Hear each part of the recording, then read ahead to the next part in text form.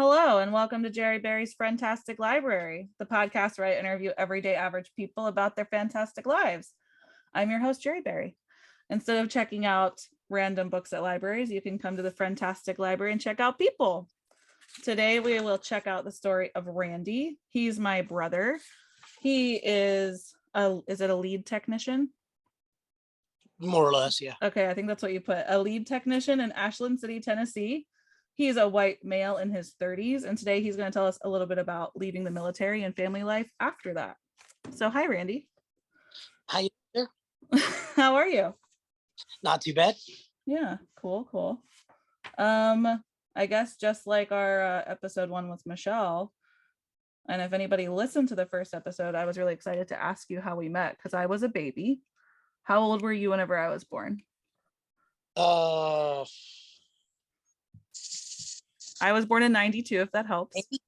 Yeah, it does help. I was 8. Okay. Cool. So we're 8 years apart. So I'm just going to ask you, how did we meet? Like what was your perspective? It's an odd perspective, but you were brought home from the hospital with your, I think at least, I kind of scrambled brains. I don't remember everything so great. Yeah, me. I think I pretty much met you when you came home from the hospital. At the time, you and your mother were living with us.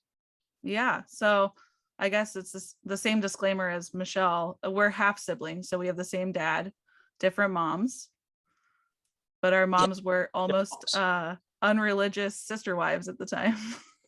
So that's one. Yeah. So the three of them lived together happily ever after. I believe the progressive term nowadays would have been like a triad, a closed triad.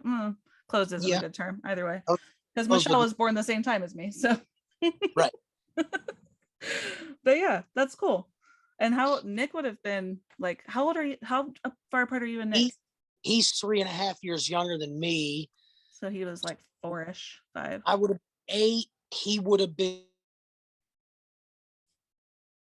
4, not quite 5, because you're March. Yeah.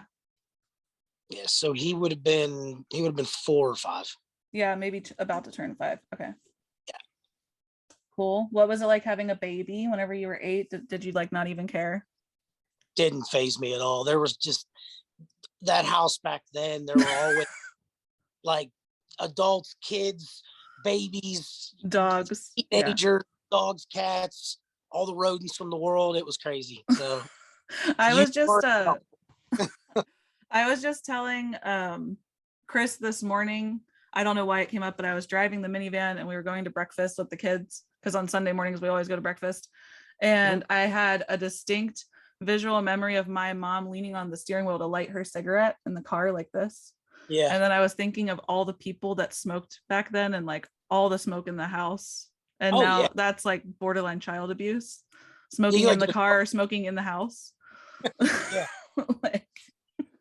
But yeah, I picture that being the setting. It's just like everyone smoking whenever I get brought home and drinking sweet tea. And that would just be, they're like, oh, another baby's here, whatever. Mountain Dew in a sippy cup, sweet tea, that's everywhere. So yeah, I guess we'll get into your whole spiel. So you joined the military whenever you were 17? Yes. Joined the Army at 17. I remember that. I remember you being very, very excited to join the Army. Is that correct, or was my perspective wrong? No, that's pretty accurate. I was pretty stoked about it. Okay, I remember that being like your thing. Yeah. And then from there, what year did you leave? Like, how old were you whenever you left the Army? 3 years ago, 34. Okay, so then I don't know how it works with the Army. Did you have to do a certain number of years to keep benefits like it is at like prisons or state jobs? No, it's yes and no. Okay. It's kind of it's a weird scenario, and each scenario is a little different. Person serves. The easy answer is no matter how long you're in, if you do the right thing, you will get some kind of benefits.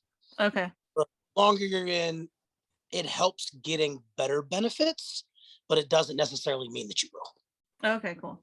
But does it change anything since you were in the war, right? Like the Iraqi war. Yeah.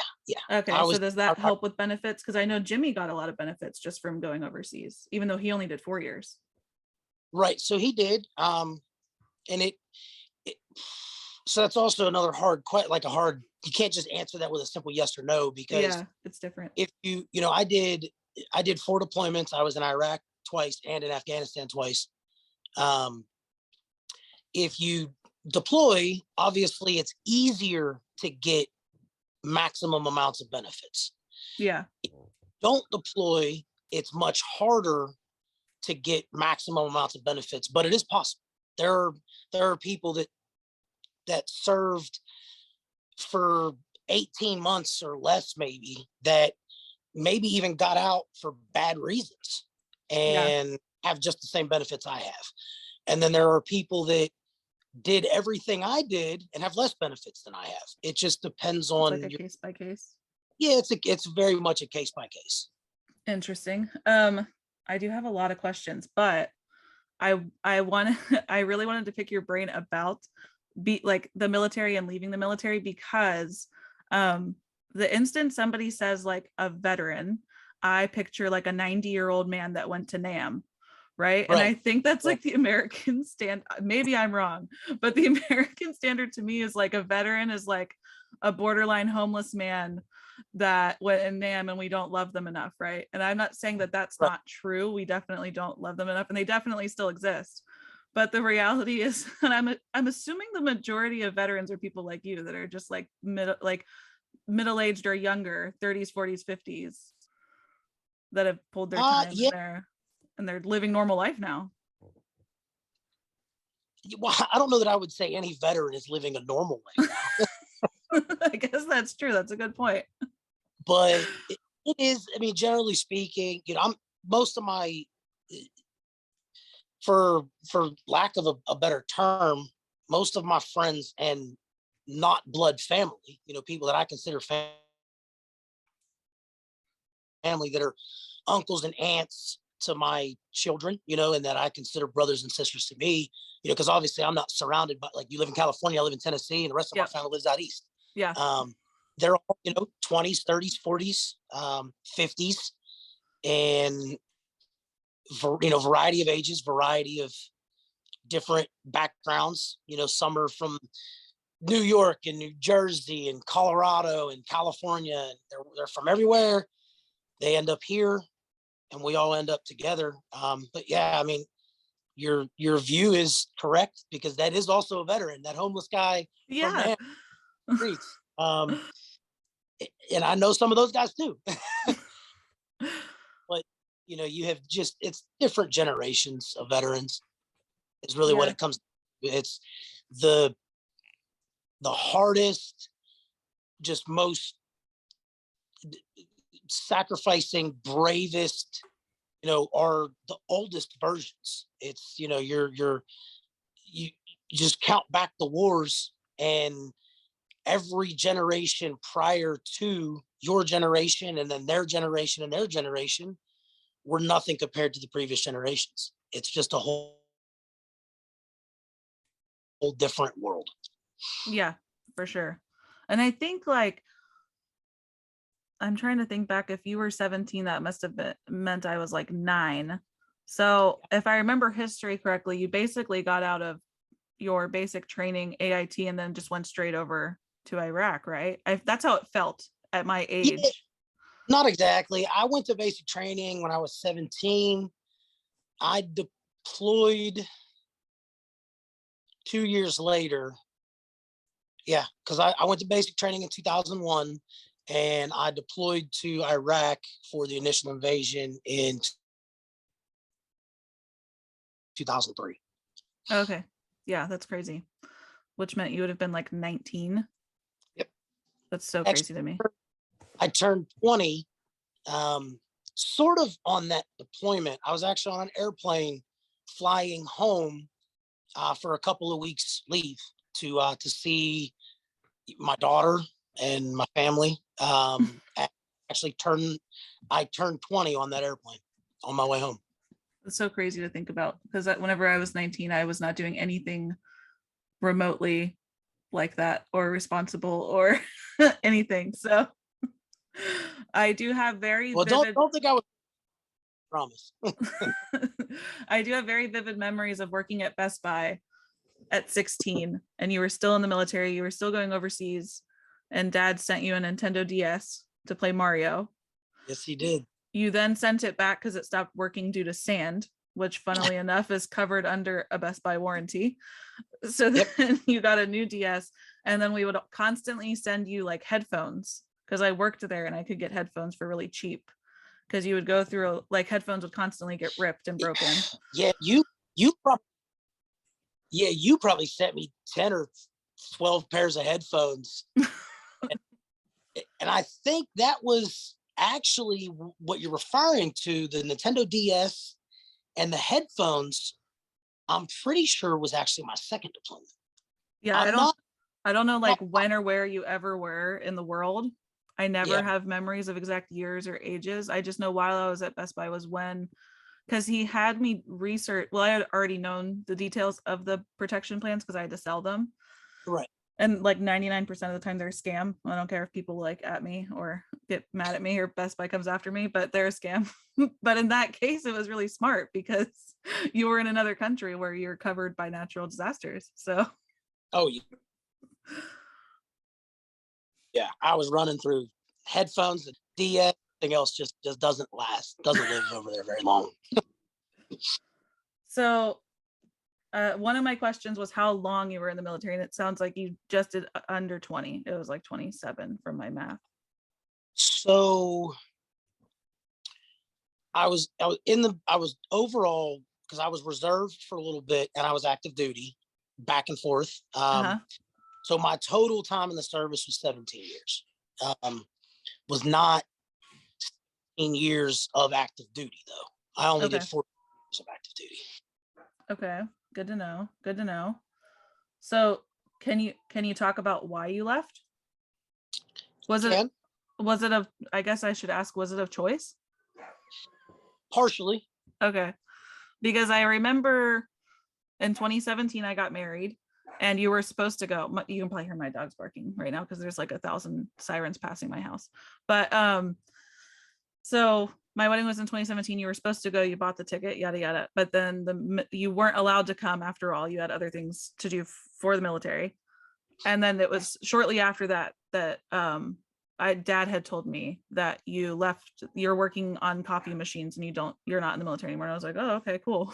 So that's how I got that info. Yeah, it's kind of the gist of it. We'll say that, I guess the easiest way to put it is that Army and I parted ways with both of us agreeing it was a good idea. Okay, good to know. Good to know. And to be honest with you, your wedding was a big part of my decision because I mean I bought a plane ticket. I paid like $600 for the plane ticket. Yeah. I put in leave. It was approved. Everything was set for me to go, and then it wasn't even something. It wasn't even like I was going to Iraq or Afghanistan. I wasn't going to fight a war. We were going to a local field problem right here in Tennessee. I wasn't even leaving the state, and I was going to be out in the field for like 3 weeks. And they're like, "Hey, we need you to go." And I went. I put this time in 6 months ago. It's been on the calendar and approved for 6 months. I have a plane ticket, bought and paid for, non-refundable. I'm not going. And they basically told me, you are going or we're going to reprimand you for it. And I was like, yeah. And that wasn't the first, I promise it wasn't the first time I had a bad taste over how I was treated and how they did things. I mean, I missed my firstborn's birth. I wasn't there when Mariah was born because the Army sent me away for 3 weeks during her birth. Yeah. You know, I didn't need to. They didn't give me an opportunity to see her be born. Yeah. And I blame that was, in 2003. Yeah. So it wasn't the first time I had a bad taste about it, but it was not necessarily the last time, but it was the first time I looked over at my wife. Well, at times she's my girlfriend, it's my wife now. I looked at her and I said, "Hey, I don't think I can keep doing this. We want kids, we want to have a family, and something I've had planned for 6 months, and I'm losing, like $500, $600, $700 on a plane ticket. Yeah. And I don't think I can do this for another 6 years. Or at the time it was like, Yeah, back in 2017, it would have, yeah. Yeah, it was like another 7 years or so. So I don't think I can do this for another 7 years. And she looked at me and said, I honestly wish you would have said that a long time ago, because I hate your job. And you're basically an absent parent because of your career. Yeah. So we said I had an opportunity and I took it and left. Well, that's good. At least it wasn't, I guess it didn't go the bad way then. No, I mean, it could have been worse. Yeah, it could have been worse. I have my regrets about how it went, but it was good timing, and I will tell you what, I am infinitely happier now. So what exactly do you do now? I know I get a lot of group text pictures of like disgusting soda machines, but I don't actually know what you do, and I don't know what a lead technician is. So a lead technician is not, it's kind of a weird description because it's not a normal job. But what I do is I drive around and fix beverage stuff, coffee machines, tea machines, soda machines, ice machines, whatever. If you drink from it at a restaurant, a gas station, or a hospital, I probably work on it. Okay. Water, whatever it is. Now, that's what we do as technicians. The only difference between a technician and a lead technician is that just means I've been around long enough and I've learned enough that other people that are new to the job can rely on me for advice, for training, for assistance. That's really the only difference. Okay. It means I got that's all.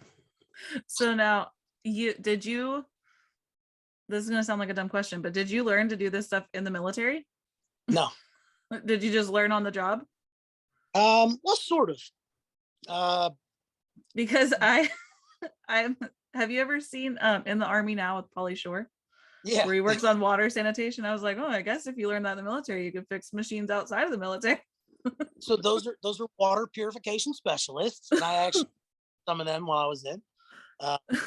They take dirty, nasty water and make it drinkable. Yeah, it's a great job. Kind of important. No, the world I live in now is very different from the world I lived in the Army, as it goes career wise. Not even remotely the same field. I've always been good at fixing stuff, and I know all of the trades that this job requires. This job requires you to be a little bit of a plumber, a little bit of an electrician, a little bit of a mechanic. Turns out over the years, I've had all of those jobs professionally at some point. So I kind of fell into it naturally on accident. Oh, okay. So you in the military are like, it's been real, it's been fun. Has it been real fun? And then how do you end up being a drink repair person? How does that like a phone call from a friend or like a job app online? How does that work? Indeed. That's what I used. Yeah. So what ended up happening was when I was getting out, the Army or military in general, they offer some really good programs that you can go to different schools, and obviously we have traditional education for college and all different routes. Well, I knew that I didn't want to go to the classroom anymore. I've been in and out of college over the years, and different jobs that I looked at weren't really interested in, whether it be because there was no money in it or whether it be because it just seemed boring to me. I knew that I wanted to do something with my hands. I wanted to fix things. So I went to a school that was called mechatronics. Mechatronics is actually supposed to be maintenance for like industrial compounds, like large industry. Okay. I'm trying to think of the word. Where they make a lot of stuff, where they build things. What's it called? Yeah, so that they like fix the machines that build the things. Right. So it's electronics, mechanical, hydraulics, electrical, PLCs, doing maintenance on all of that stuff for assembly lines, for Walmart distribution center or a, anywhere basically. Okay. And I was going to get into that, and I tried it out. I went to a couple different worked at a couple different places. Didn't really like the atmosphere that I was in. So I just kept putting, job applications out there, trying to find something else, anything else. And I stumbled into this, and I love it. It's fun. And boss that interviewed me was a really good guy. He really liked me. He was a really good, had a good sales pitch about the job. So I jumped on board.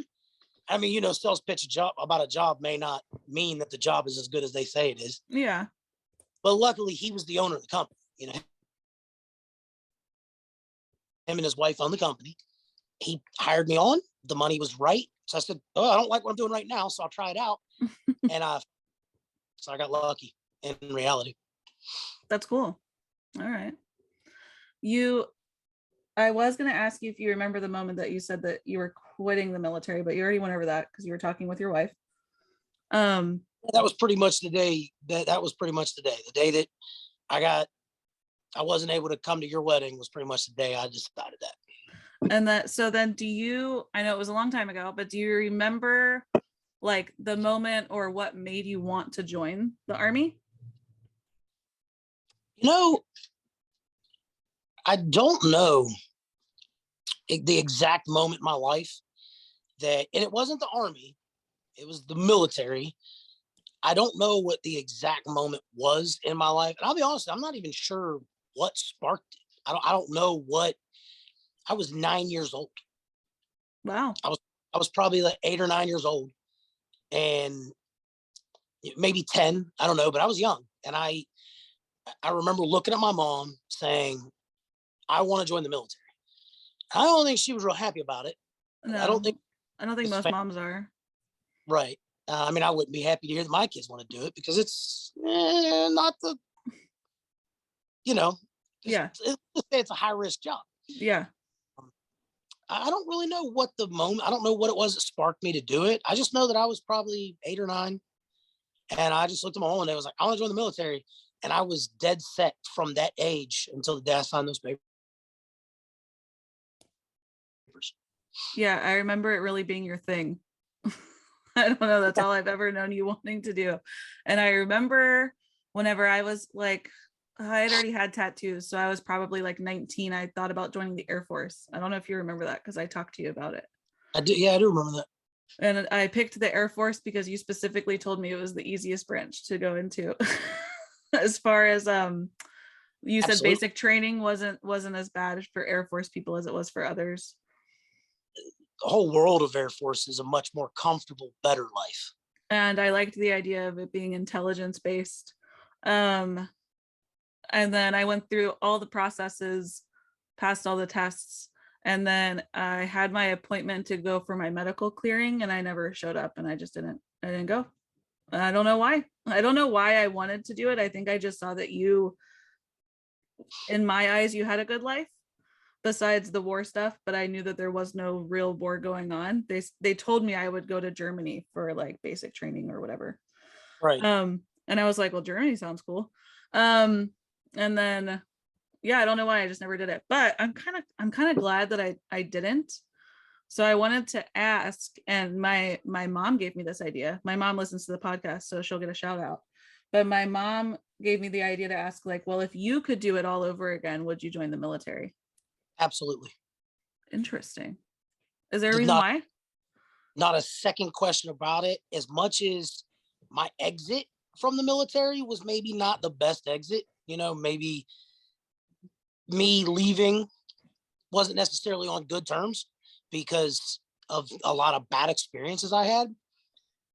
The good experiences, one, the family that I created through the military, two, the benefits, the experiences that I have in life that 99% of the world will never understand. I am only the man I am today because of the military. I absolutely will not sit here and say that I had 17 bad years. Yeah. The benefits that I reap today, the experiences I have in life, the person I've become, I wouldn't be any of that without the military. I couldn't live the life I have today without it. Are there downsides? Absolutely. And I'll be honest, the downsides are far surpassed by the good sides. Yeah. When you're a young service member, when you're a younger soldier, when you're in the lower ranks. A lot of those people that were in the lower ranks and got out in the lower ranks, you meet people that are just, everything was terrible. But in truth, it wasn't. When you're in the lower ranks and you're the younger, so, the younger soldier, the younger airman, the younger Marine, the younger whatever, right? Your good times far outweigh your bad times. However, when you get into the upper rank is when it kind of starts to change. It starts to become, there's more bad times, less good times. I'll still say the good times outweigh the bad, but not quite as much. Yeah. And it does things for you, your life, your wife, your family, your life, everything. I would never change it. I would never change it. That's awesome. I like the way you said that. I feel that way with my childhood, since it was pretty traumatic, but going through therapy, she said the same thing. Like, if what happened to me would have happened any differently, I wouldn't have met Chris, like who's my husband, or had kids or got my life together or any of that, because that would mean that I would never end up in California. Yeah, you wouldn't be where you are. Yeah, it's very interesting. I should have wrote it down while you were talking, but I had another question and I can't remember what it was. So it wasn't really a question, it was a statement. So I don't know if I will offend you or other people that hear this, but I feel like the only thing that I dislike about the military, and I'm just trying to say it sensitively. So I feel it's just recruitment. And I feel that with any recruiter ever for any job or any college. And I remember whenever I looked into going to the Air Force and going to college and seeing recruiters on college campuses. And then I just think the recruitment in general for anything in life is very predator prey. And I think that's really the only thing I don't like about it. Like, I watched a student at Hartnell College do really, really well, almost finish his AA and get ready to transfer, but the military recruiters sold him on joining the military. I don't know that guy. I don't know his life. Maybe it worked out for him, maybe it didn't. But I was like, man, this is so weird that they made it sound so good that he stopped going to school, which he was doing really well in. It wasn't like he was failing, and left. And I know for me, they were really selling me on it and making it sound so really cool. And I know that at the time you were like, this is the reality though, Jerri. It's their job to get you to join. So this is how it really happens. So I was like, oh, okay, that still sounds fine. And I didn't go anyways. But I think that's my only downfall. I love all military people and I definitely respect them. But I feel like the recruitment process is not at its best. It's almost as if they get paid based on the number of people they recruit. With how some of them, I guess it's not all, always, but yeah. Well, to a certain extent, it kind of did. Okay, well, that makes sense. So to be a recruiter, they get paid extra money to be a recruiter at all. And if they do really well, they get good evaluations. And good evaluations lead to promotions. Interesting. So is that just how do I ask this question? Do those people ever go through the normal military process and get promoted to a recruiter? Or are they like people that don't actually do anything in the military and they're just hired to recruit? So recruiters are people who have served in the military. There is a weird corporal recruiting program, which would be a very, very young soldier. I don't even know if that program still exists because I'm old now. But generally speaking, recruiters have been in the Army long enough to make it to a rank that is the very first level of management, essentially. It's a sergeant. It's the first what they call a non-commissioned officer. It's the very first level of what civilians would call management. You'd be like a shift lead. So you got a few years experience, 4, 5, 6 years experience with the military. Most recruiters have at least that. Yeah. And some have much more. It's a deviation from their normal job. So whether they were in the infantry out there in war stacking bodies, or whether they were sitting behind a desk working in HR, they get an assignment to go become a recruiter. Some volunteer, the Army says, we need recruiters, so you're going to become a recruiter tomorrow. That happens. Not tomorrow, not overnight, but it does happen. Yeah. And I always thought that job was very interesting. That's why I asked about it. It is. And I will agree with you that I think all recruiting, well, I mean, it's a job interview. A job interview, whoever's interviewing you is trying to sell you on the job because they need an employee. Yeah. And I think college recruiters are the same way. And they're even worse because college recruiters sign you up for 30 years of debt. So I guess in that aspect, the military recruiters are much better. But recruiters are signing you up to tell you won't have 30 years of debt because you get free coffee. Yeah, exactly. It's not. And I will tell you that I'm all recruiters, civilian, military, doesn't matter. If you're a recruiter, you're nothing more than a terrible used car salesman. You might be a good car salesman, but you're a terrible person because you're trying to sell a shit box that's ready to blow up. That's funny. That's So I was going to ask you about, we're still good on time. Okay. I was going to ask you about being a drill sergeant, because that's what I remember you doing for a lot of time. Not a lot of time, but I feel like after you were done being deployed, I remember you being a drill sergeant, and I thought that would be an interesting job as well, because now you're now like the dickhead, right? Or is that a wrong perspective? No, I mean, your job is to be kind of an asshole. Yeah. But it's not just an asshole. I'll tell you that of all of my time in the Army, I've had lots of different jobs. I've been to Iraq twice, been to Afghanistan twice. And the 2 years that I spent as a drill sergeant were the most difficult, the most demanding, the worst job ever you could imagine. 16 and 17-hour days, 6-7 days a week. But it was the most rewarding job, and the job that I am the most proud of that I did while I was in. That's the cool. years as a drill sergeant far surpass, or at least in my opinion, what I feel came out of my 2 years as sergeant far surpass my 4 deployments. It was the most rewarding thing I did, and the most impactful thing that I did.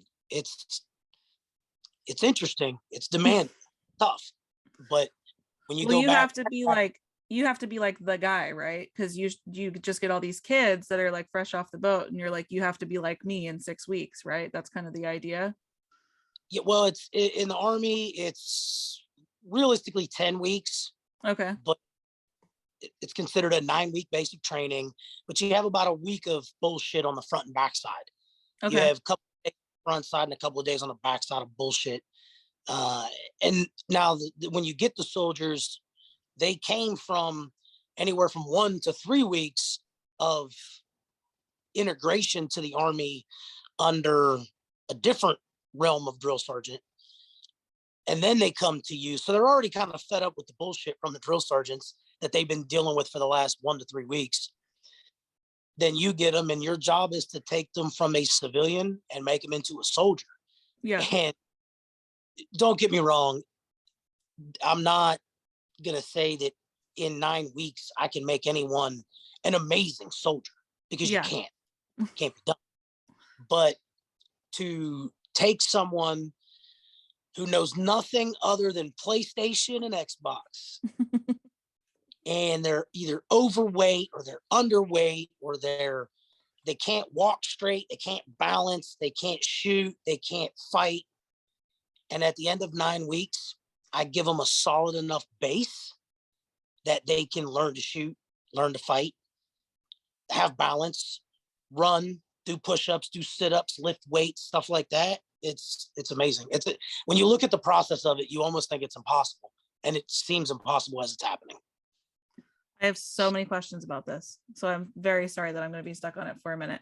But do it. Fire away. Is there a high rate of people like just going home crying to their moms and leaving, crying to their parents, just to be progressive? So yes, do most of them stick it out?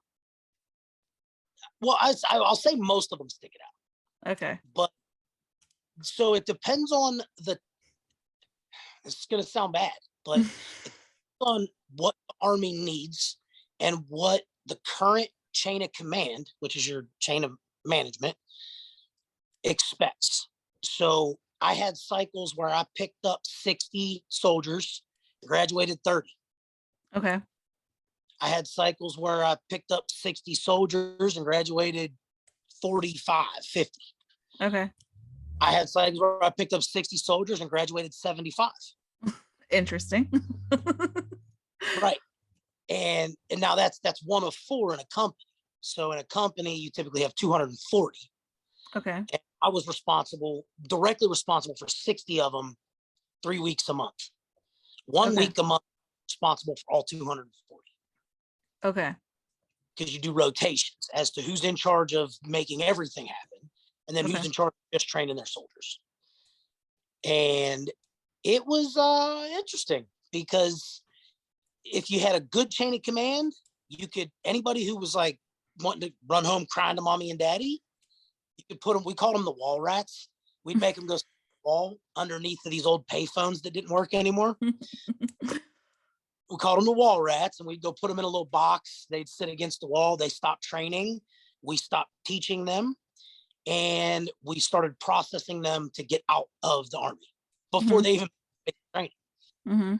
And then we had chain of commands that would not allow it. They just, nope, you're graduating as many as you can graduate. And these people fly home to mommy and they quit.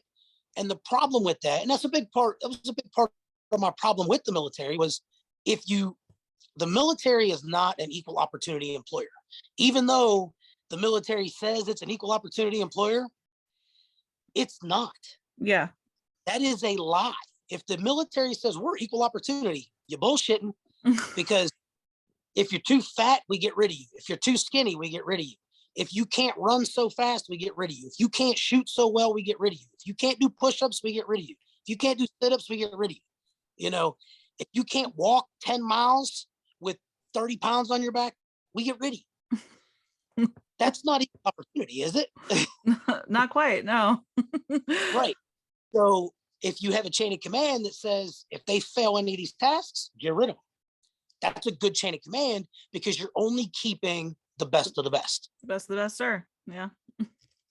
If you evacuate everybody, well, this guy can't run, he can't shoot, and he can't fight. Well, if you can't run, you can't shoot, you can't fight. That's kind of what the Army does. It's a job description, I would assume. Right. But we're gonna push them through and allow them to graduate. Interesting. So then they go to a regular unit and somebody else has to deal with their punk ass. Interesting.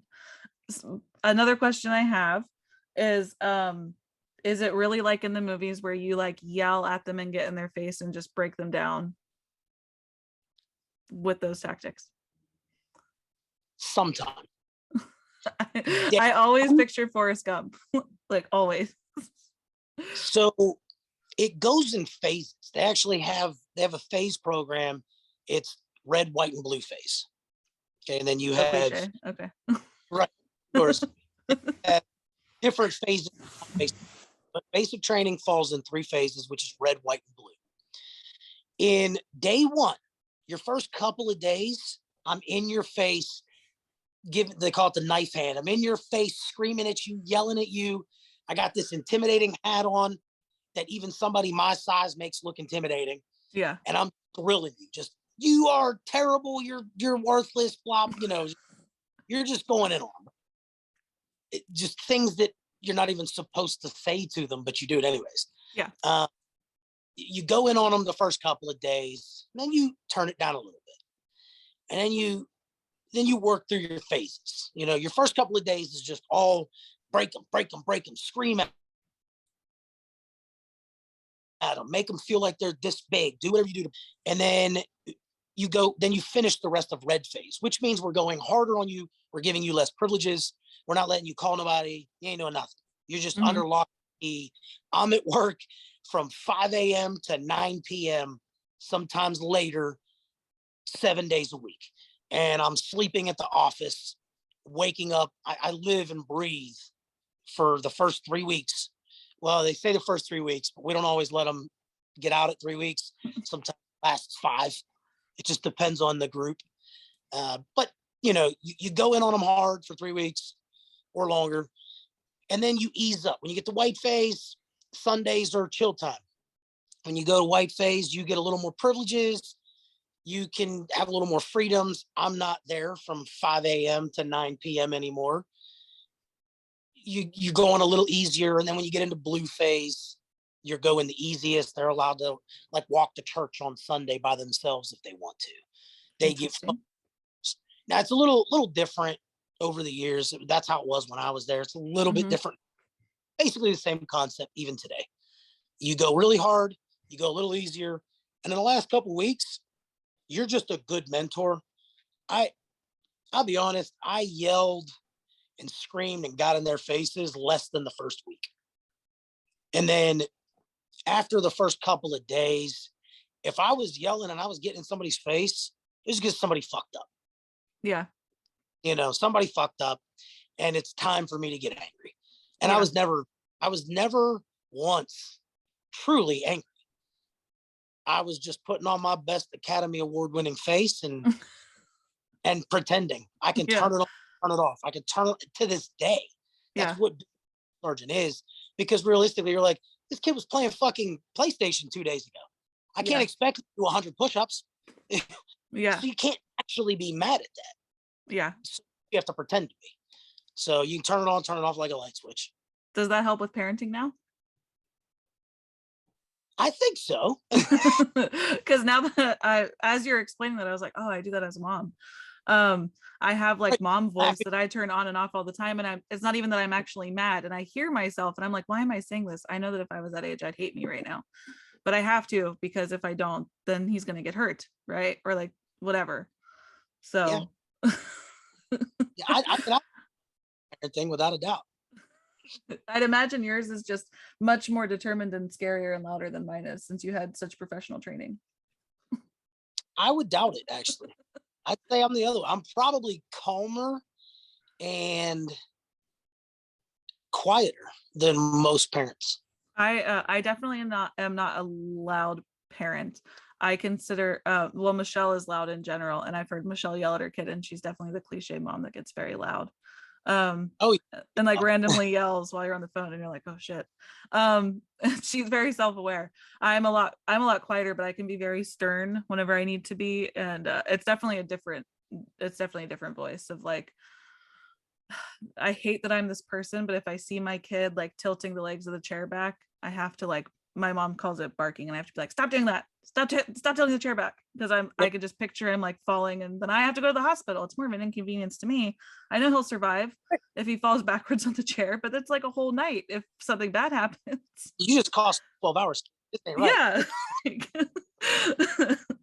So I do that a lot. Or right now Jared is horrible about picking his nose, and I know if he ever listens to this, he'll definitely end up in therapy. But yeah, so I just like, I have to bark it like, and I'm like, stop picking your nose, right?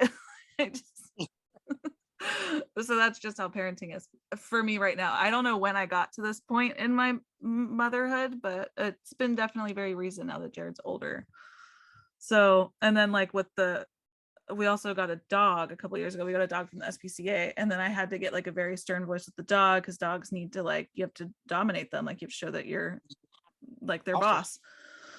So then I think that's whenever it started. But with my dog, I clap. I don't know why my dog listens better if I'm like, get in the house, and I have to clap. But that was just a random thing that I thought while you were talking about it.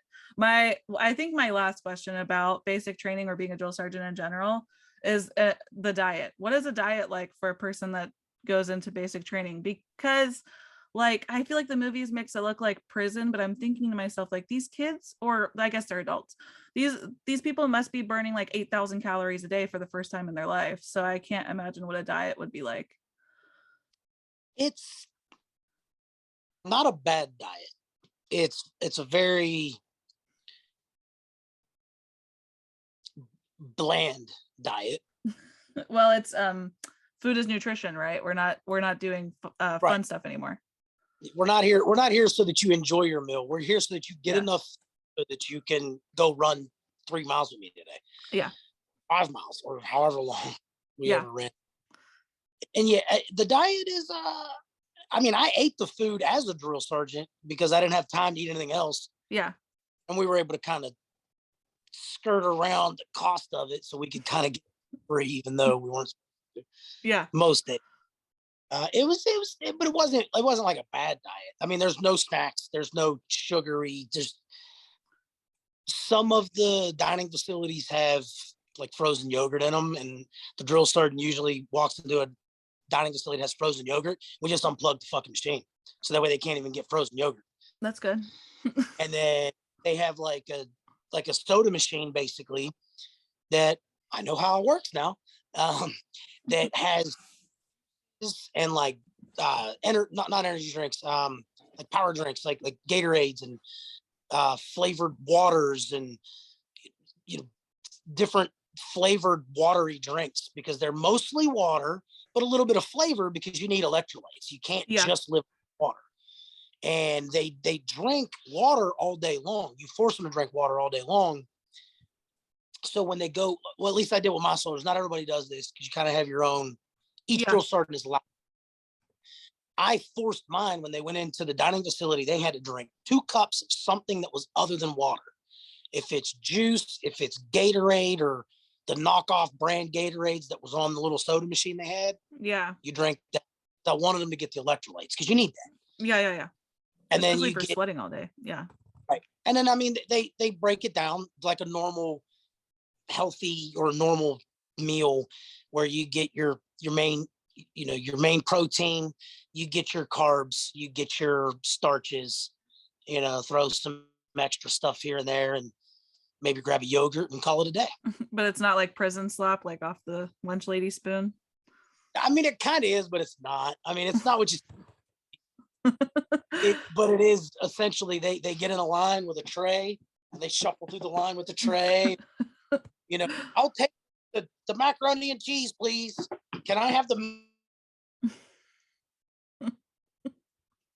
Yeah, cool. Technical difficulties are the best, but so they have to eat in a certain time. Yeah. So here's the thing: is we have 240 soldiers. Yep. We have to file in to the dining facility, feed them, and push them out of the dining facility in 30 minutes. Wow. 240 people have to eat in 30 minutes. That's crazy. Do they? And that's from the time the first person sits down till the last person exits. Crazy. Okay. And so does that happen 3 times a day then? Yes, unless you're if you're out in the field, we get these things called mermites. They're just like warming containers, and we pick them up from the dining facility, take them out to the field, put them on a table, and they eat from there. Oh, okay. Very interesting. Yeah, that's almost lunch every day, sometimes dinner. Interestingly enough, Dad just tried to call me, but I'll have to call him back later. Yeah, that's like, I don't know why so the diet was fascinating to me because I recently started watching a YouTube channel that's like a monk's YouTube channel, which I don't know how that works. I don't know how you're a monk and a YouTuber, but whatever.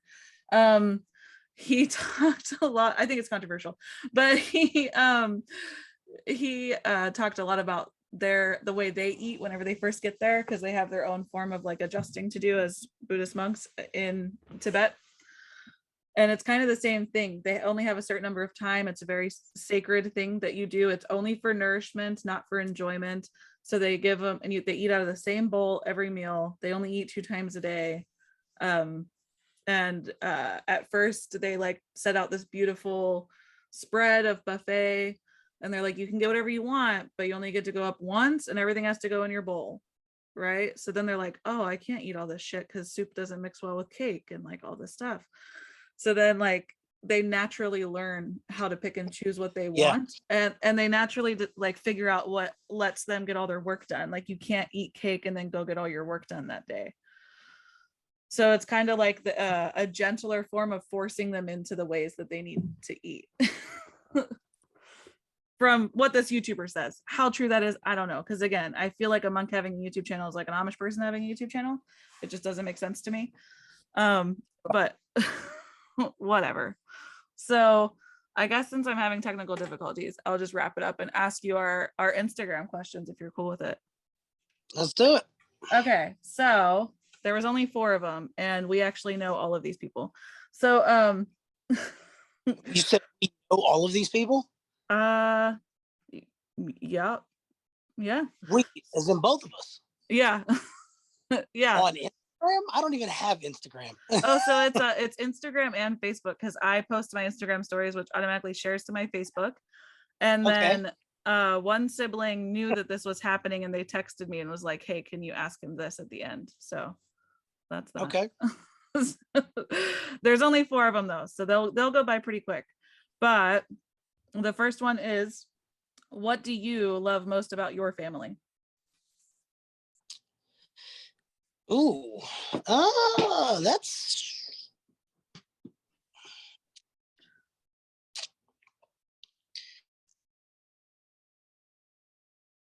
like my family here, my wife, my kids. I would assume, but I guess if you wanted to broaden it, you can.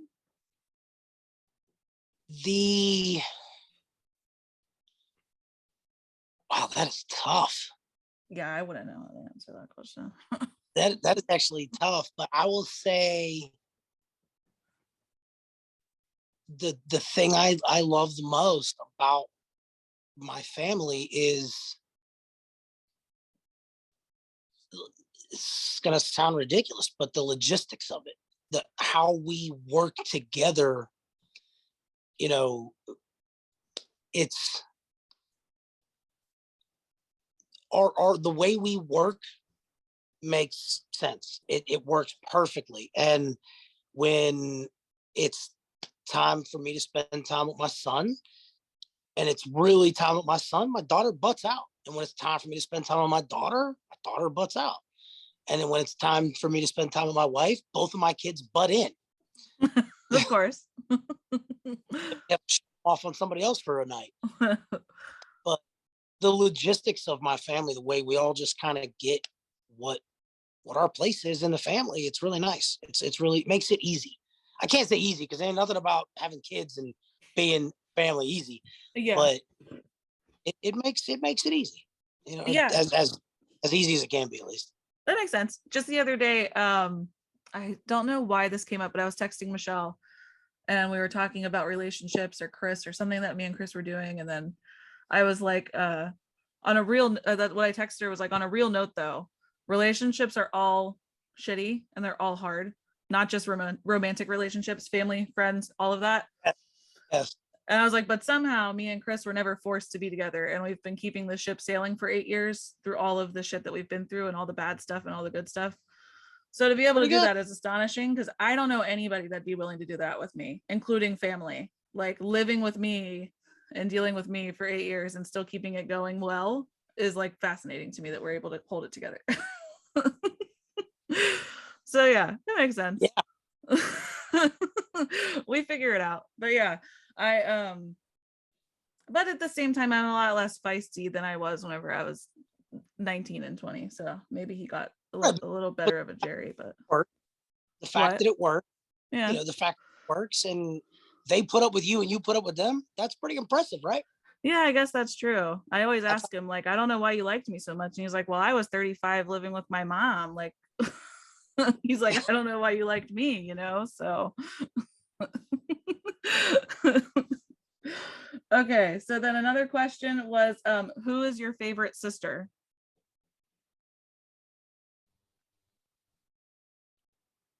Oh, Michelle, you cannot ask that. It's funny because she did. She texted me. I'm sure she did. And simply because she said she did, I'm going to say Jerri. Oh, thank you. I assumed you were going to just pick Alexis and be neutral about it all. But no, I'm picking you. Doesn't matter at this point because it's not. It's first place is Jerri, tied with Alexis, tied with Kara, and Michelle. You're just in like 5th place. I think it's interesting that we all have favorite siblings. I don't know if that's true for the younger ones because honestly, I forget they exist a lot of the time. That sounds really bad, but like I'll go a while without realizing that Alexis is still like at dad's and exists because we're so far apart. But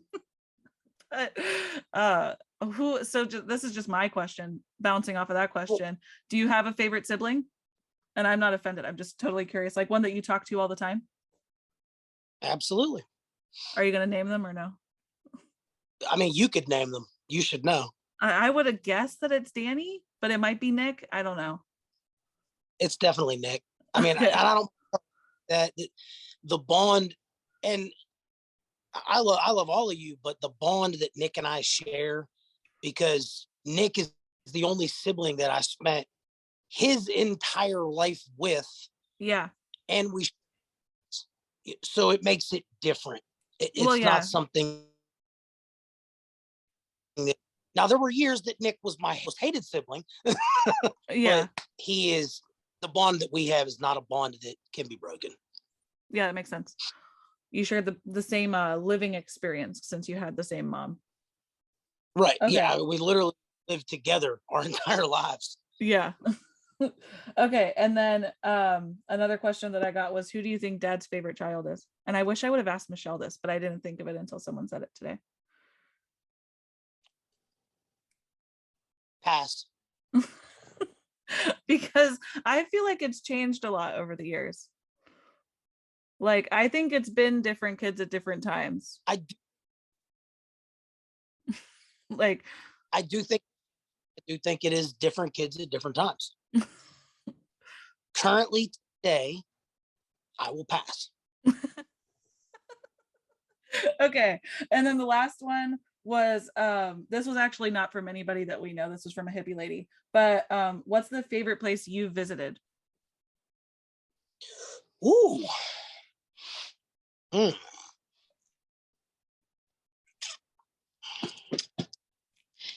That I can't. I've been to 30 or 40 different countries. I've been to almost all 50 states. I can't say that there's any favorite that I have. I have some highlights out there of some really awesome things that I've seen, that I've visited, that are just wow, like astonishing. I've seen things in my life because I've had the chance to travel so much that people, if they saw one of the 1,000 different things I've seen, it would make their world. So it's pretty crazy. I honestly can't answer that. I mean, I've done everything. I've seen basically all of the world's wonders, and then, and then some. I don't know that I could, honestly don't know that I could answer that question at all. There's just too many things that are just so awesome. I know you've lived in Tennessee for a while, but is that your favorite place to dwell? Like, do you see that just being your forever state home? Yeah. When I leave Tennessee, it's going to be in an RV so that I can live wherever the hell I want. Me and Chris talk about buying an RV too, so we can drive around and like see other states. Chris hates to fly. He's so terrified of it. So, but yeah, I don't foresee myself leaving California. I'm kind of integrated now. I can't picture myself being happy anywhere else. What's that? Do you consider yourself a true Californian? Yeah, I think so. I think that happened right around like 27. So like maybe 2 years ago. Or no, it would have been 3 years ago. So I got married in 2017 and most of the family came out here for the wedding. So then in 2018, I flew into Pittsburgh, visited Pittsburgh for a couple days. Me and Michelle drove down to Delaware, visited Delaware for a few days, drove back to Pittsburgh, flew out. and came home. And on that trip in 2018, I was like, I don't belong here and I don't ever want to come back. Like, and I know it's because of me. I know I changed. It's my fault, but that's how I felt on that trip. And I haven't been back since. And I told Dad that I don't really see a reason to ever go back. You know, I can say that I honestly don't. I mean, I can't say that I haven't changed because I have, but it's not me that it's not my changes that made me realize I'm never fucking going back. No, I went. I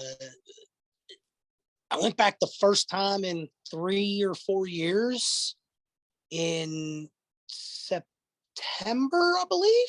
Yeah, like the family reunion thing, right? Yeah. Reunion thing at Danny's house.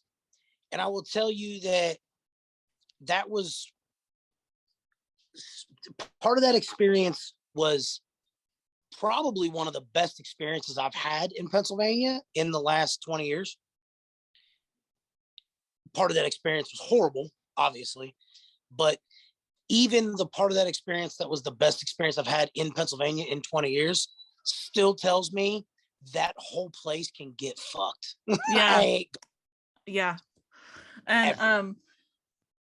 It's no offense to Danny, but really Michelle's the only person there that I'm really close with that I would want to see on a regular basis. And I've already mentioned it to her that rather than my family of 4 paying all the money to fly to Pittsburgh, or for me to leave my husband and kids here to go by myself to Pittsburgh, I would way rather spend money on her and her kid to fly here. Like I would rather just buy 2 plane tickets for her to come here than for me to fly 4 people there, or like I said, just do without the majority of my family and go alone, which isn't really fun. So and every time that we have gone, it's like we drop all this. I drop enough money to go to Disneyland, but instead I'm going to Pittsburgh, Pennsylvania, you know, like Pittsburgh is not land. I'm like, dude, I can spend this money and just meet you guys in Disneyland. Like, this is horrible. So yeah, there's never a good time to go in my eyes because the weather is always crap.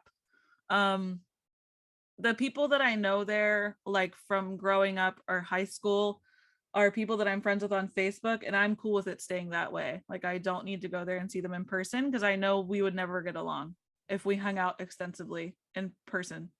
So yeah, I just have no reason to go. But it's different for you. Like I definitely changed almost every aspect of myself as I've lived here longer. So I think that's why. Like I have a friend that I've known since 4th grade and I really still like have love for her. But whenever I visited the last time, she was like, they had just bought a house, and I remember her showing me around her house, and even before that we were at dinner and they were complaining about weed laws, so I had to pretend that I was like in the closet about weed. And I was like, oh, there's one box ticked off that we don't get along about anymore. When before I hated weed, I thought it was horrible too. So I was there and I was like, yeah, that changed. And then like we get to her house and she shows us this like gigantic china cabinet full of guns. And I was like terrified. I was like, oh, there's another one. Can't get along on that anymore. So it's not like I'm anti them owning guns. It's just like we're slowly crossing off these things that we no longer have in common. That's all. It's not that I hate her for not liking weed or hate her for owning guns. It's just that like we can't connect anymore at this point. Really, like, so yeah. And it was like that with every person that I had visited whenever I went there in 2018. I mean, besides Michelle, because Michelle's grown with me while I've been here, so she's seen me from the beginning to my current state since I talk to her almost daily. But yeah, everybody else I was like, oh man, I can't anymore. I can't be here. Yeah, and that's I guess because I've been away a lot longer than you have. I went through that exact phase a long time ago, and I only have people that are not blood related to me that I even talk to in the whole state at this point.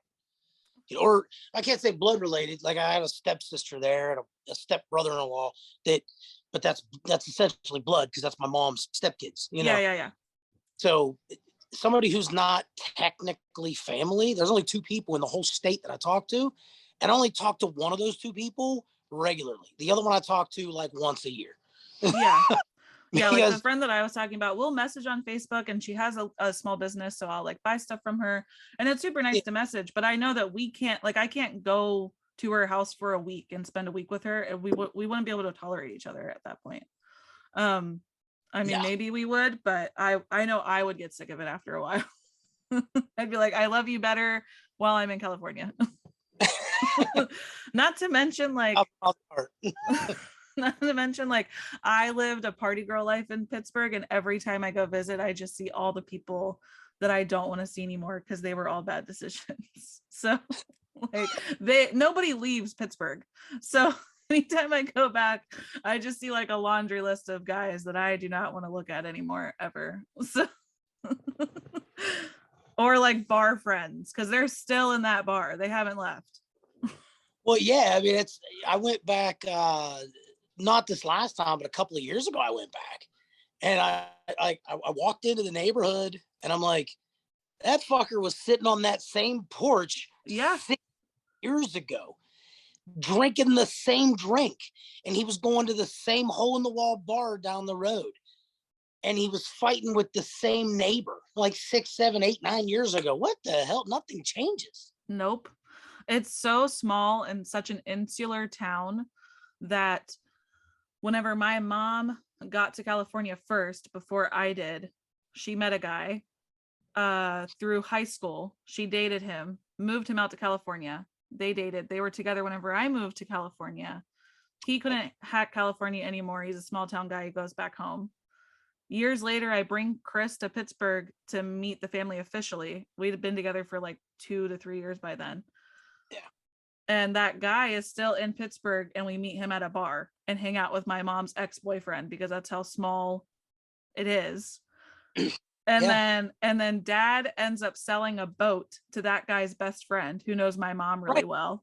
Like, before dad moved to Delaware, he ends up selling a boat to like my mom's ex-boyfriend's best friend. Like, it's just like, it's weird. I didn't think it was small whenever I was growing up there. And then I got here and I was like, oh, this tiny little hole in the wall town that everybody doesn't want to live in because it's so small in California has like 4 times the amount of people of Elizabeth, Pennsylvania, where I grew up. Like, right. So it's literally like everybody knows everybody there. And it's not a lot of everybody's to know. So yeah, and today I live in an even smaller town than anything we ever lived in PA. Oh, that's funny. You went the opposite. I don't know my next door neighbor's name. I don't know any of my neighbors here, really. I don't know. I think it's like a generational thing, but it's also like our dad needed to know everybody all the time. Even today, if I call him, he like has to yell at the neighbor as she walks by. Yeah. So He's sociable. I'm more antisocial. Yeah. I like to be sociable. I just don't feel the need to like go knock on my neighbor's door. I don't know. If I see them, I wave at them. But yeah. The other thing too is where I live, a lot of people don't speak English, so that's like a barrier. But that's neither here nor there. Yeah, I don't have that issue in the middle of town. Everybody around here speaks English. Yeah. I also think it's interesting that I was talking to Michelle yesterday or on Friday, and then I'm talking to you today. And we all have very different accents or dialects, whatever you want to call it. But I don't think any of that, I haven't talked to Danny on the phone in a long time, so maybe he does, but I don't think any of dad's kids have a Pittsburgh accent. Not a one of us. I just went to a friend's house yesterday for dinner, and he asked if I could do a Pittsburgh accent, and I was like, oh, I don't think I can. Like, I don't know how. You can. I mean, like, the sentence that I spit out was like Yin's gone down and do the wash. Like, those are the only things that I know how to say like in a Pittsburgh accent, because they always say don, like not down. It's somehow like a 3-letter word now, and they always say wash instead of wash. And that's like how my pap talks. That was terrible I Pittsburgh know, accent. that's what I mean. Like, I can't. I don't know how. I don't know how to do it. Oh, you And gotta say, Ian's gone downtown. yeah, see, I can't do it that good. I don't know. I don't have it in me. Just don't have it. So I've you never guys, said yins though. That's never been a thing. I've always said y'all because that's what dad says. right? Yeah, I'm the same way. I was not much of a. I say, well, I can't say that. When I was younger, I said yins a lot, but since I've lived most of my life now in the South, Georgia, South Carolina, Tennessee, y'all is my preferred word, I guess. Is it a soda in Tennessee? Is it a cola? Is it a pop? What is it in Tennessee? You know what? I don't know. It's not pop. Yeah, I don't. I It's not pop here. and I don't say pop anymore. I say soda now. Yeah, I do too. Kind of understood everywhere. Yeah. I think Tennessee, because you understand, like I live in Tennessee. I've lived in Tennessee longer than anywhere else except for Pittsburgh at this point. But I don't really, I don't, I don't associate with a lot of Tennessee natives because most of my friends here are from the army. Yeah. So, you know, my closest friends, they're from Illinois, New Jersey, Hawaii. Like it's not even, yeah, like so I don't actually hang out with a lot of Tennessee people, but I think Tennessee is a Coke place. It's a Cokes. Give me a case of Cokes, but Yeah. you don't Yeah. like Mountain Dew. Can I get them Mountain Dew Cokes? Mountain, that's not right. That doesn't make sense. That just Yeah. shows My mom has lived on the West Coast because she lived in Washington before California, and you. she's definitely lived. She's been a West Coast person way longer than a Pittsburgh person because she moved whenever she was 27 and now she's 50. So I guess it's almost half. Anyways, Yeah, she still says pop to this day, and it drives me up a wall every time I hear her say it. I'm like, oh my god, like what? Why? It's not hard. You just say soda. Like you're the only person in California that says pop. It's killing me. I broke the pop thing like the first year It I was was. so easy. Yeah. Like, It's not even like, when people are when you hear like, oh, them weird Southerners say Cokes, and these other people call it soda, and these other people call it soda pops. You've never heard somebody say, yeah, people just call it pop. If you're from Ohio, you're from Pennsylvania, yes. yeah. Outside of that, it's like a cage Yeah. around it. Nobody else has ever heard it. Yeah. Chris cracked up on a video about Pittsburghese, and the one that got him, because the one that I said, and I didn't know this was a Pittsburgh thing, was a Jaggerbush. And Yeah, he's like, what the fuck is a Jaggerbush? And I'm like, a bush that's prickly. Like it has jaggy things on it. So he watched like a video and it was a woman just pointing at random bushes and calling them Jagger bushes. He like did not get it at all. And I guess I also learned through him that jag is a very derogatory term for a Hispanic person of some sort. I don't even really know what it means. I just know not to say it. So that's why he was like, what the fuck are you saying right now? Like a jagger bush? Like it was like almost offensive. But yeah, that's the one that I still have a habit of like saying that in my head, but I know not to say it out loud. also in Pittsburgh, it's a jagoff. Oh yeah. Like if you're being, I You're, forgot that one existed because I never said right, that.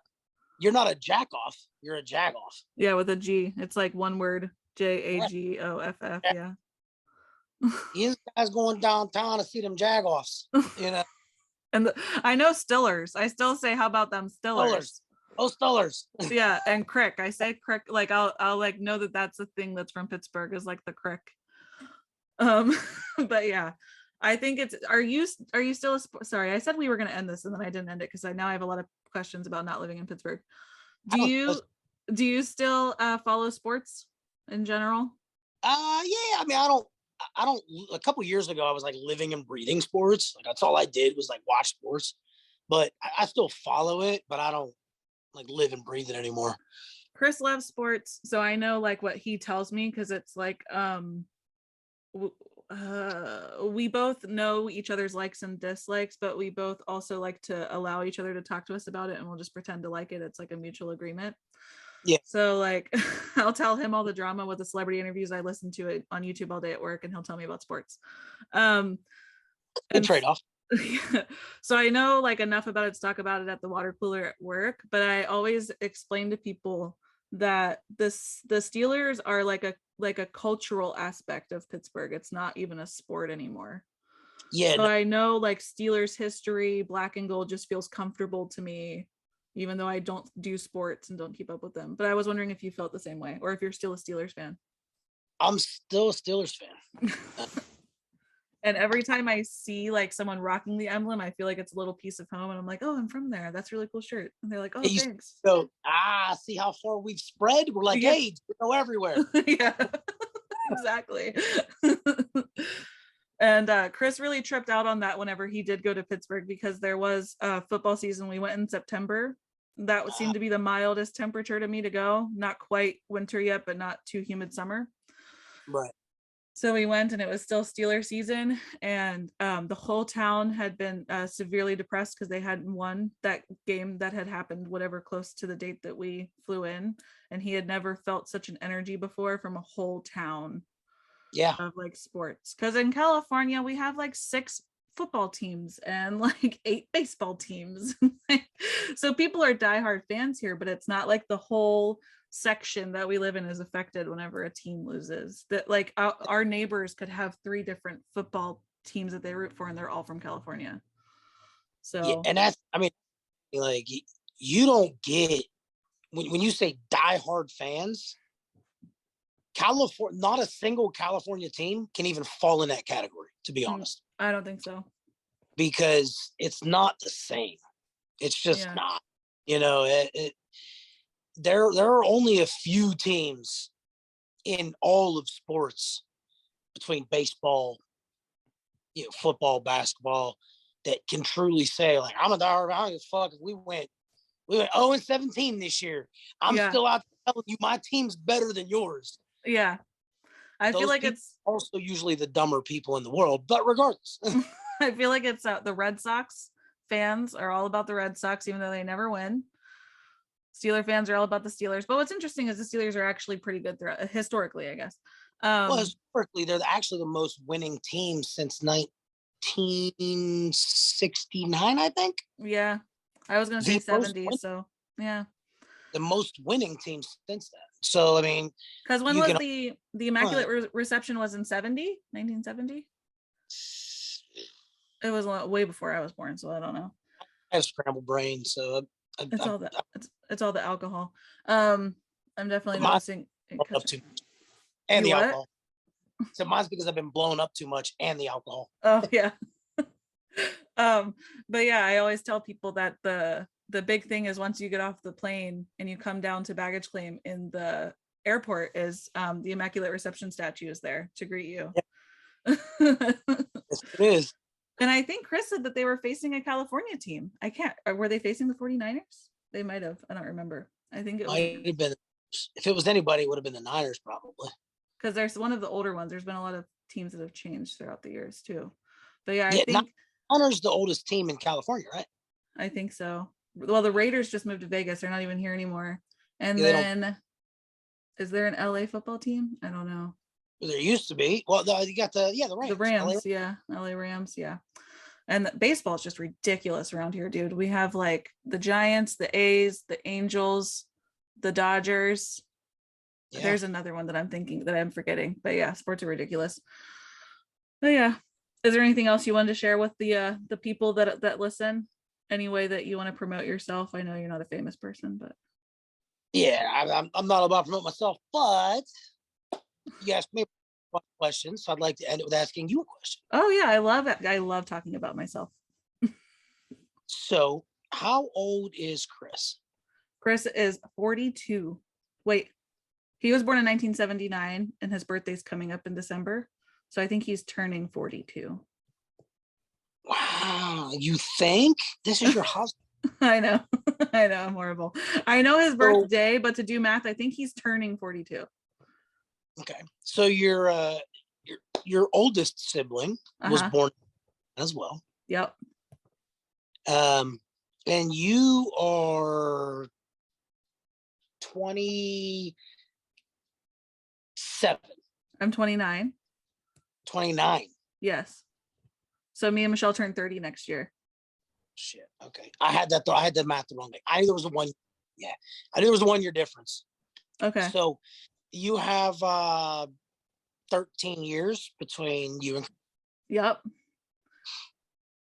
Sarah was born in 93. Okay. She's a year younger. I knew it was a 1 year difference one way or Yeah. the other. Yeah. So she is 28. Uh-huh. Do you ever eat shit and have struggles over the fact that you have such an age gap with your husband? No, other people are always astounded by it, but it's never once affected us at all. Never? Uh, No. it's never bothered me and Chris to where it comes up in arguments or anything. He never once has said you're too young, you're too mature, and I've never said anything about you're just too old or whatever. Whenever we first met, his friends thought it was weird. And he has a friend that's like very much a female bulldog and a protector of the group. And she very much was against us for pretty much till our wedding. I wouldn't say she was against us, but she was like actively seeing if I would last because I was so young. Right. And she would always make comments about like, you don't know anything yet. You're not old enough yet. But I think that was about it. Other than that, it doesn't really affect us. Why? Does it come up in you guys' life? Not really. I mean, it's been something that's been mentioned, but it's not really something that's an issue. We tease each other sometimes, but it's never anything. Yeah. Talk shit to each other about it sometimes, but that's really as far as it goes. So, but the reason I asked that question, so it's interesting because you have the same aspect I have that we have. You don't have an issue. Yeah. With age gap. Now, is that because Chris is immature or because you are more mature? I think it's both. And I only say that because whenever we met in a bar, whenever I moved here, at the time I would have been 21 and pregnant, but I wasn't visibly pregnant yet. And that means Chris, 8 years ago, Chris would have been like 34. Mm-hmm. And at the time, whenever we met, we both thought that each other was in the 27 to 29 range. So I looked at him and I was like, oh, he's playing his late 20s. That's not too bad of an age gap. And he looked at me and was like, oh, she's playing her late 20s. That's not too bad of an age gap. And then whenever we friended on Facebook, we saw our birthdays and we were like, oh, fuck, that's a big age gap. But like we had already hung out and stuff by then, so it didn't really matter. So yeah, the only time it ever comes up teasingly is like he graduated high school in the 90s and I would have been like 6. Right. So it's like it comes up a lot with music because we're big music lovers, we're big concert goers. So there's a lot of times where it's like we like the same genres but not the same music because of that. We both like alternative, but I really love Fall Out Boy and Blink-182, and he's like, that ain't shit. The real stuff is blah blah blah or Pearl Jam or whatever, right? So it's like I think that's where it comes up the most. Like more now. You what? Chris, you're probably gonna watch this. I like you more now. Yeah. So we can bond over music and we can appreciate what each other listens to. But I think that's the only time it comes up. Does it come up a lot for you guys, or are your friends just super weird about it? No, I mean, it's not so. I'm just the old man in the group at this point because my 3. Okay, so my 4 closest friends here in Tennessee, one's 52, and then one's, I don't know, 26, another one's 28, the other one's like 24. They're all in their 20s. Okay. Decade on my closest friend. So it doesn't really come up because they're the same age as my wife. I'm the opposite. I have a lot of my own friends now, but whenever I first got here, it was all Chris's friends. So I had to be the youngest person in the group, but I don't think most of them knew or most of them didn't care because I'd already had a baby, so they thought I was older anyways. But see, you had to tender to older friends because they were Chris's friends originally. Yeah, so now, like I said, now I've made my own friends outside of Chris, but yeah. But at the same time, I've always dated people older than me, so I'm kind of used to being the youngest person. Right. And see, I'm on the opposite side. Is my wife lived in Georgia, She moved here,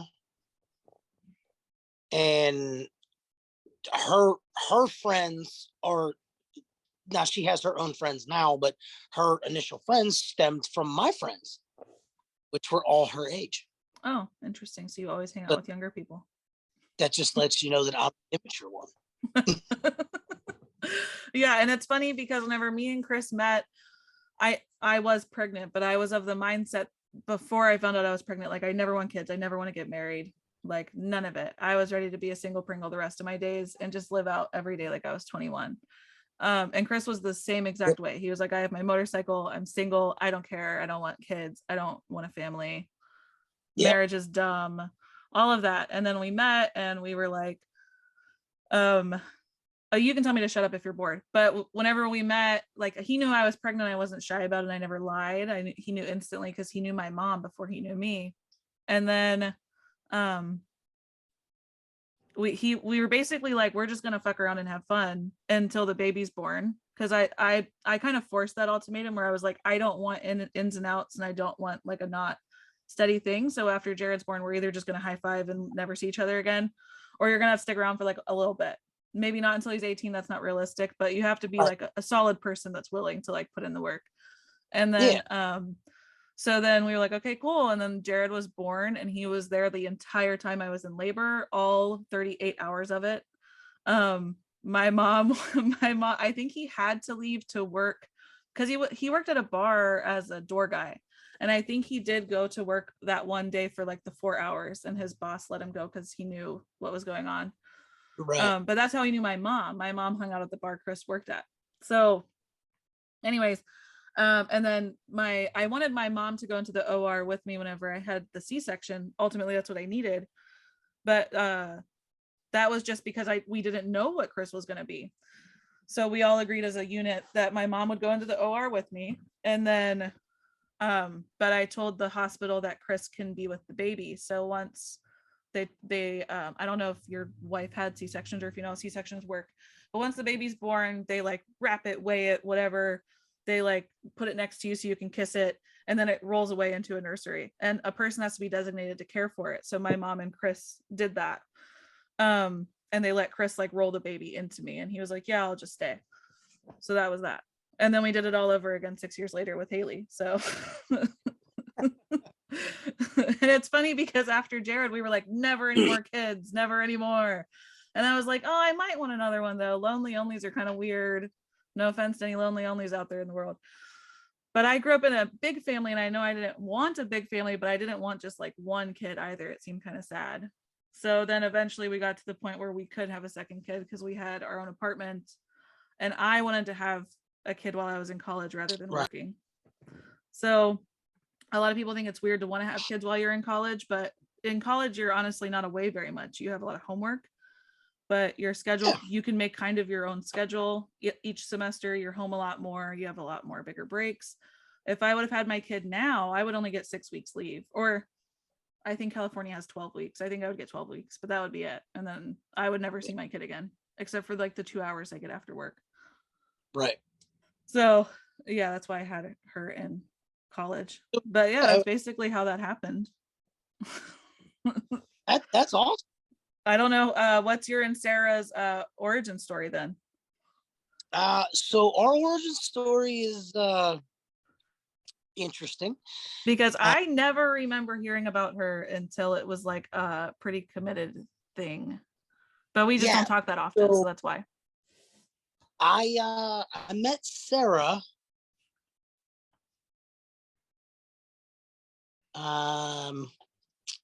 the month that she turned 18. Okay. Sounds really bad, not gonna lie to you. I mean, I've been there. I was like 17 dating a 28-year-old, so yeah. So I met Sarah when the same month that she, or I think actually like the month after she turned 18, because her birthday's at the end of March. So I think I met her in April, right after she turned 18. And so I was with my buddies. It was with my bike crew, that I rode with. Yeah.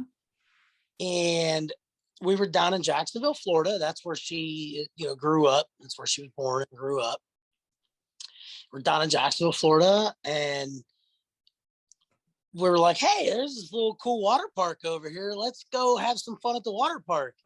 So he goes to the water park. We're like, hey, let's go ride go-karts. And like they have a little go-kart thing. And she was working at the water park. And they had like a little go-kart circuit that you could, hop on. And she's the one who sold us our tickets. So we're at the counter and her and I were kind of flirting, right? And I'm like, okay, I just kind of like walked away from it. Like I didn't like try to like advance any more than a little bit of flirtation. And I walk away and one of my buddies that was with me goes, bro, why didn't you get that girl's number? And I, what are you talking about? And he's like, dude, she was like really flirting with you. I said, no, I was flirting with her. He goes, yeah, she was flirting back. So I was like, I gotta take his cue. And I've got absolutely no bashfulness. I went right back to the counter, walk up to the counter. She smiles when I get there. She knew I was just there. And I went, hey, what's up? And she's like, what's up? I said, hey, you want to go have a drink later? And she says, you think I'm old enough to drink? And I went, now I hope so. She looked like she was in at least her early 20s. Yeah, I feel like most girls do at that age, though. I don't know. She had like F. Yeah, I've seen pictures of them. They're pretty ginormous. Yeah, she had like F boobs. Then a cup, meaning these things are big. And I was just like I felt like I screwed up for a second. And she laughed and she goes, I'm really not old enough to drink, but I am 18. And I was like, boom, this is a win. At least I'm not going to jail for being a pedophile. Cool. And she gave me her number and she said, yeah, we can hang out later on, and I told her, I said, me and my buddies are down here on bikes. She goes, I love bikes. So I met up with her later on and we went out for a ride and, we hit it off and we both, which is funny, we both had an understanding that, I'm 27 at the time and she's 18. We both had an understanding that this was absolutely going to be a very fun one-night stand. Uh-huh. Here we are almost a decade later. We got 2 kids. We're married. And I can't imagine another woman on this planet being better than me. That's really cool. Yeah. Now we had a break. Yeah, because I was going to ask, Charlie isn't 10, is he? So. Charlie is 6. Okay. So there must have been a break somewhere. There was a break. 6 years ago-ish. No, but okay. We can talk about that another time. Okay. What I would say is we were together for a little bit off and on. And then over the last 10 years, we were sometimes off, sometimes on, but never out of contact. Yeah. And it was always just like a connection. There was always a connection. Part of it was I'm a 27-year-old male who was immature and not ready to settle down. And she was an 18-year-old female who was immature and not ready to settle down. Yeah. And I don't know, 6, 8 years go by. 2017, we talked on the phone. We were like, it's time. She's like,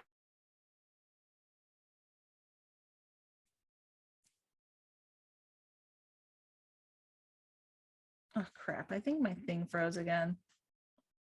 My computer's angry that we're still zooming.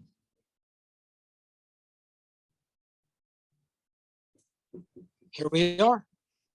3 beautiful kids happen, happily ever after type stuff. You froze because my internet's angry that we're still talking. But I'll catch up with you about all of the details later that I missed. Yeah. But yeah, that's really cool. I'm glad you guys are still a thing. Oh, before you froze, you were saying something about 2017. So is that whenever you guys decided to get married? Well, 2017 was when we decided we were going to move in together and we would get married. Like, we didn't like decide we were going to get married today. It took us about we put it together about a year. We lived together, year and a half, put it together and got married. We actually just celebrated our third anniversary. Yeah. For marriage. Yeah. Mine and Chris's marriage story is all messed up. We had a wedding in 2017. The paperwork didn't get submitted, so we did not get legally married until we went to Reno in September. Oh. So yeah, we've been unofficially, not in the eyes of the state, we were not married until just this past September. We went to Reno. like 2 months ago. Yeah. Now I officially have a marriage certificate. But yeah, before we just like said we were married, but the state did not consider us married because the marriage license was never submitted after we had the wedding. So yeah, it was a whole thing.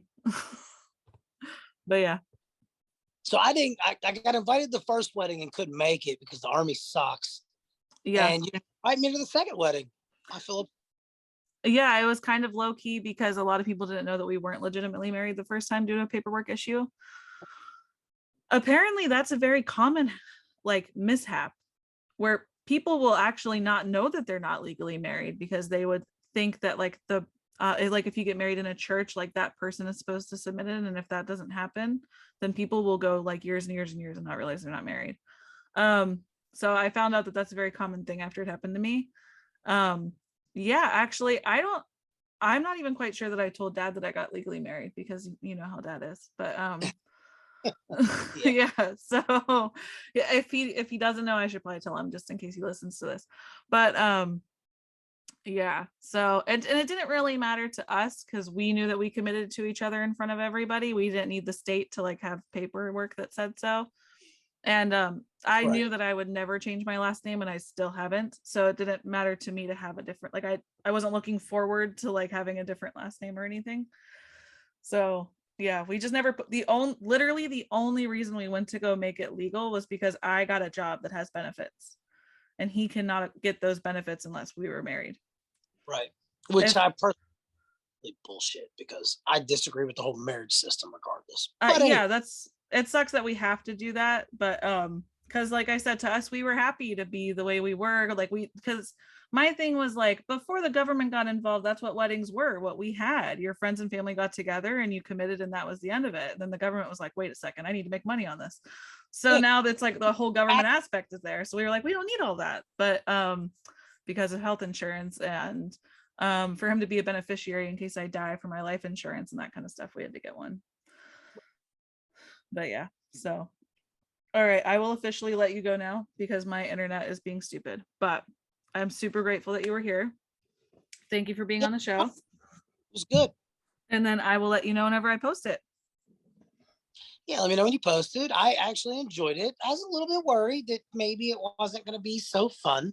Oh, and well, that's good. I enjoyed it, and I could probably talk to you for another hour or two at this point. Yeah, I mean, I can always call you after we hang up, but you know. Yeah, end the call and call me back. All right, bye. Oh wait, yesterday I ended it. Bye.